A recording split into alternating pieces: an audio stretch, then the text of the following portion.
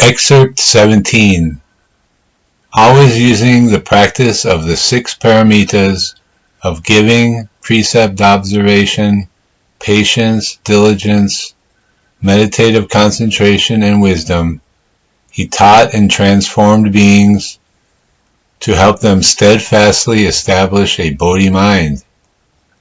Always means forever and never changing. One should follow these 6 principles at all times.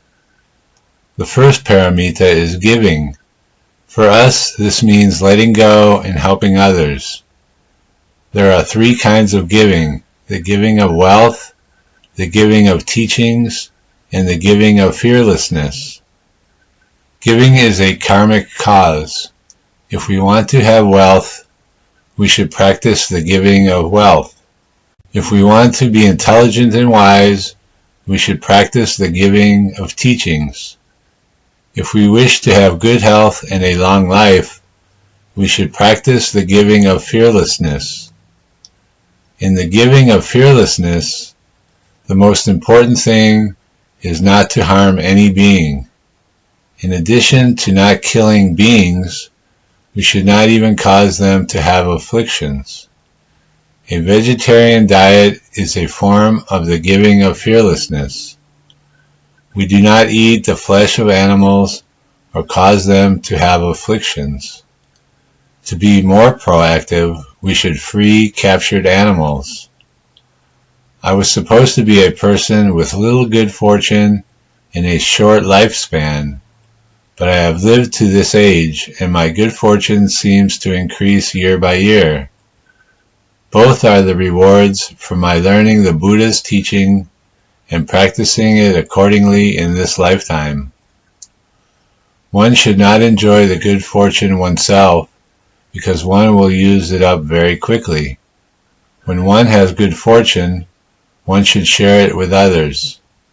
This way one's good fortune will never be used up. This is the truth. As I gained more wisdom, I saw the ins and outs of everything more clearly than before.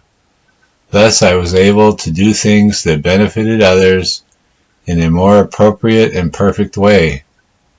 Moreover, I did not ask to have my life extended, but it was. This is true freedom. In the Bodhisattva practice, giving is listed first. My rewards from the 3 kinds of giving can be clearly seen by everyone.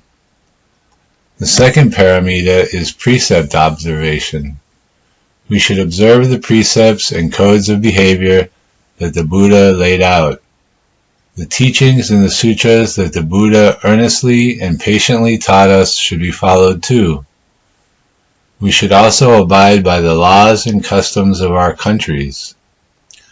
If we abandon the precepts, then the practice and upholding of the Buddha's teachings will disappear. So even if we lecture on the Dharma and study and discuss it every day, it will be futile. Why? Because our lives are disconnected from the teachings. We are not applying what we are learning. No matter how profoundly or how well we can lecture on Buddhism, nothing will be achieved. That is why Buddhism has always emphasized practice. The Buddha taught 3 cumulative pure precepts. 3 cumulative means 3 main categories. The first category is uphold precepts and codes of behavior. This encompasses all the teachings that the Buddha taught in the sutras.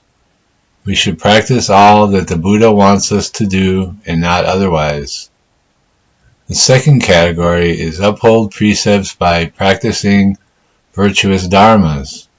A deed that is good should be done. A deed that is bad should not be done. We should know that the spirit of the precepts is to prevent wrongdoing or stop evil conduct. It helps us to end wrongdoings and to practice virtuous conduct. Even though the Buddha did not list everything we should or should not do, we need to adhere to the spirit of his teachings.